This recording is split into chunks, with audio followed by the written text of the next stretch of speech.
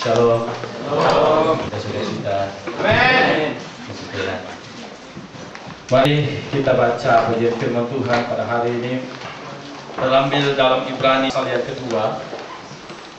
Ibrani pasal yang kedua,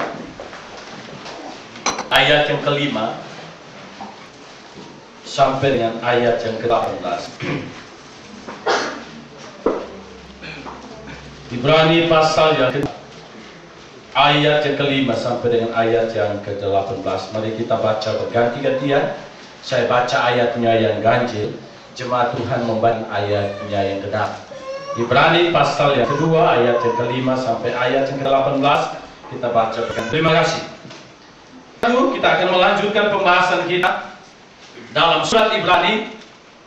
Kita masih teringat dengan apa yang disampaikan oleh Bapak Pendeta Adam dalam konteks Ibrani pasal 1 ayat 1 sampai dengan ayat yang keempat. Di situ dikatakan bahwa sebelum Allah berbicara melalui Yesus Kristus, Allah berbicara melalui para nabi dengan berbagai cara. Dengan para nabi, bahkan juga dia mengutus para malaikat dan lain sebagainya. Betul? Itu salah satu kutipan yang saya angkat dari khotbah beliau. Memang betul. Sehingga ketika sebelum Yesus datang ke dalam dunia, maka Tuhan Allah sendiri, secara khusus Allah Bapa sendiri, berbagai cara untuk mengkomunikasikan dirinya, mengkomunikasikan kehendaknya kepada manusia dengan berbagai, yaitu kepada para nabi, baik secara langsung maupun dengan memakai ilustrasi, tapi juga memakai para malaikat untuk menyampaikan akan isi hati Tuhan. Nah, dalam bagian ini kita melihat bahwa dalam ayat yang kelima pasal 1 sampai dengan pasal yang ke-14, di situ dikatakan bahwa anak Allah lebih tinggi daripada malaikat-malaikat. Pasal 2 ayat yang kelima sampai ayat 18 dikatakan Yesus seketika lebih rendah daripada malaikat-malaikat. Kenapa saya ingin kita melihat akan bagian ini?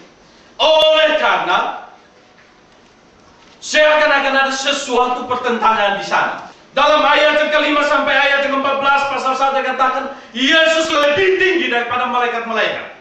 Dan itu dibuktikan di uraian dan pasal ayat 5 sampai ayat 14 dikatakan oleh karena Yesus adalah Allah, oleh karena Yesus adalah pencipta, oleh karena Yesus Allah yang tidak pernah berubah, oleh karena Yesus adalah Allah yang kekal itu, sehingga dengan demikian dia lebih tinggi daripada malaikat-malaikat. Sedang malaikat-malaikat hanyalah pelayan Allah, mereka bukan Allah. Betul? Sehingga dengan demikian posisi Yesus lebih tinggi daripada malaikat-malaikat. Namun dalam pasal 2 kita melihat ayat yang kelima sampai 18. Di situ dikatakan bahwa Yesus seketika rendah daripada malaikat-malaikat. Maka pertanyaan yang timbul, apakah Yesus pernah lebih rendah daripada malaikat-malaikat? Betul? Kalau Yesus pernah lebih rendah dari malaikat-malaikat, maka pertanyaan yang muncul, apakah Yesus pernah ada momen di mana Yesus tidak pernah menjadi Allah? Betul? Bisa memahami pertanyaan ini? Kalau seketika Yesus lebih rendah daripada malaikat-malaikat, maka ada momen atau kesempatan di mana Yesus tidak menjadi Allah, maka dia lebih rendah daripada malaikat-malaikat. Itu dalam pemahaman saya dan penafsiran saya tentang konteks ini. Ini pertanyaan yang muncul. Apakah betul Yesus pernah lebih rendah daripada malaikat-malaikat? Apa jawaban saudara? Pernah? Pernah? Kalau Yesus seketika lebih rendah daripada malaikat-malaikat, maka otomatis ada pertanyaan. Apakah Yesus tidak pernah ada satu titik di mana dia tidak pernah jadi Allah? Maka dengan demikian posisinya lebih rendah daripada malaikat. Bagaimana memahami pendapat saya? Apakah Yesus tidak ada momen di mana dia tidak jadi Allah, maka dia lebih rendah daripada malaikat-malaikat? Apakah Yesus tidak jadi Allah? Pernah? Kita katakan pernah. Maka ada momen di mana natur Yesus itu berubah dari Allah menjadi manusia. Namun dia tidak ada kealahannya, maka dia lebih rendah daripada malaikat-malaikat. Jika kita katakan tidak, maka kalau kita bilang iya, seketika lebih rendah daripada malaikat-malaikat. Belajar Alkitab itu tidak gampang, bukan? Mungkin karena tidak gampangnya saya baru mulai udah haus. Nah, ini problem penafsiran.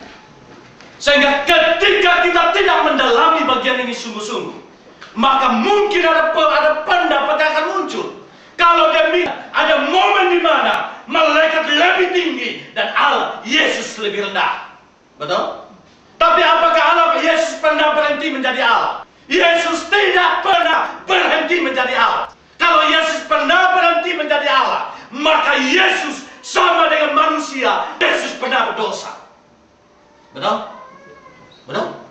Kalau Yesus pernah berhenti menjadi Allah, maka pertanyaannya di manakah kealahan Yesus ketika dia meninggalkan Allahnya?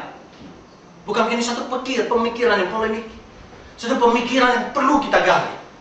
Kalau demikian, seketika Yesus lebih rendah dan dia tidak pernah jadi Allah, kita tidak perlu menyembah Yesus karena Yesus kealahannya seringkali berubah-ubah. Betul? Satu pemahaman. Ya, pada kita kami bagian ini, maka saya katakan surat Ibrani adalah surat yang penting yang perlu kita gali. Karena seakan-akan kalau kita lihat secara letterlek, ada satu paradoks, ada satu pertentangan, kontradiksi, paradoks, ada satu kontradiksi yang ada di dalamnya. Kalau kita tidak sampai pada esensi dan nafsu daripada firman Tuhan itu sendiri. Nah, pertanyaannya, kenapa? Kalau Yesus tidak pernah berhenti menjadi Allah, karena kalau dia berhenti menjadi Allah, maka saya katakan dia akan menjadi manusia biasa dan dia berdosa. Kalau dia berhenti menjadi Allah, maka pertanyaannya Allah itu di mana? Sehingga dia tidak pernah mengatakan kealahannya. Nah, dalam bagian kita harus menjawab dengan satu jawaban, bahwa Allah kita adalah Allah yang tidak pernah berubah. Yesus adalah Allah, maka dia tidak akan pernah berubah. Yesus adalah Allah dan keilahiannya itu kekal, keallahannya itu kekal. Sehingga dengan demikian tidak ada potensi momen pun dia berani meninggalkan kealahannya. Tidak ada. Betul? Karena ketika dia meninggalkan kealahannya, maka dia bukan Allah. Tapi tidak. Dia tetap dari kekal hingga kekal. Dia adalah Allah. Saudara dan saya ada waktu lahirnya. Betul? Saudara dan saya ada waktu matinya. Saya lahir di desa Bebelo. Tahu? Coba cari peta. Tidak ada? Tidak ada. Coba cari Nisio, ada peta tidak? Nisio aja nggak ada, apalagi desa Bebelo, begitu ya? Nah, saya lahir daerah yang udik sekali, tapi saya bersyukur di udik ini saya lahir. Ya? Yang pernah lahir di udik, angkat tangan. Mungkin lahir 2 kali, berarti di udik, di kampung, di kota dan lain sebagainya. Saya lahir di situ. Dan orang tahu, memangnya saya terkenal kan? Keluarga saya tahu, papa mama saya tahu, bahkan keluarga saya 14 semua tahu saya lahir di sana. Siapa yang tanding papa mama saya? Ada yang lebih jelas? Saya keluarga besar, berarti hebat saya ini. Ya, papa mama saya hebat. Perjuangannya dan perkulahannya hebat. 14, tapi meninggal 10, sisa 4. Itu masih koma tadi 14 itu. Ya, karena kami di kampung, jadi nggak ada puskesmas. Nggak usah bicara rumah sakit harapan kita. Nggak usah bicara